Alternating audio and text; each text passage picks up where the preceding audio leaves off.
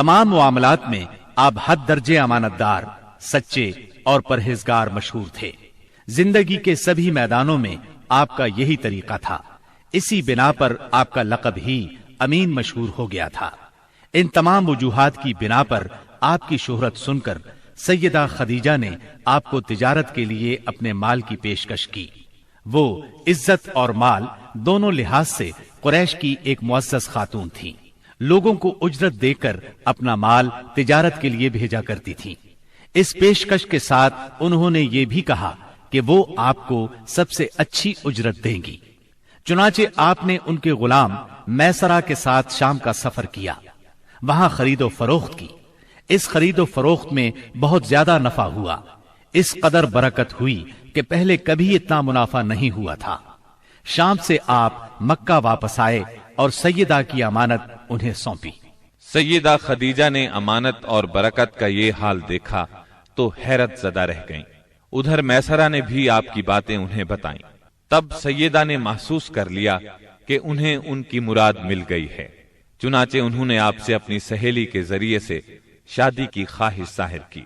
انہوں نے سیدہ خدیجہ کے چچا عمرو بن اسد کو پیغام بھیجا۔ اس طرح بات طے ہوئی۔ نکاح کا خطبہ ابو طالب نے پڑھا، اس میں اللہ کی حمد و ثنا کی، پھر آپ کے فضل و شرف کا ذکر کیا۔ اس کے بعد ایجاب و قبول کے الفاظ کہے اور مہر بیان کیا۔ یہ ملک شام کے سفر سے واپسی کے 2 مہینے اور چند دن بعد کی بات ہے۔ اس وقت آپ کی عمر 25 سال تھی اور سیدہ خدیجہ کی عمر 40 سال تھی۔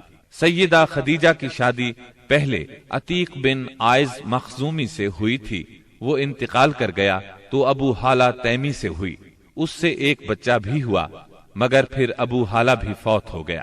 اس کے بعد بڑے بڑے سرداران قریش نے شادی کا پیغام دیا، مگر سیدہ خدیجہ راضی نہ ہوئیں، یہاں تک کہ اللہ تعالی نے انہیں آپ کی طرف مائل کر دیا، اور اس طرح سیدہ کو آپ صلی اللہ علیہ وسلم کی زوجیت کا شرف حاصل ہوا۔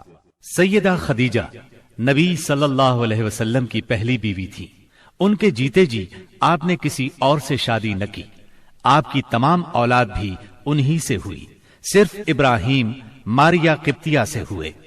آپ کی اولاد کے نام یہ ہیں: پہلے قاسم پیدا ہوئے، پھر زینب، پھر رقیہ، پھر ام کلثوم، پھر فاطمہ، پھر عبداللہ۔ بعض مورخوں نے تعداد اولاد اور اولاد کی ترتیب اس سے مختلف بھی لکھی ہے۔ آپ صلی اللہ علیہ وسلم کے تمام لڑکے بچپن میں فوت ہو گئے، البتہ تمام بچیوں نے عہد نبوت کو پایا، اسلام لائیں اور ہجرت بھی کی، اور سب کی سب آپ کی زندگی ہی میں انتقال کر گئی۔ صرف سیدہ فاطمہ آپ کے 6 ماہ بعد فوت ہوئیں۔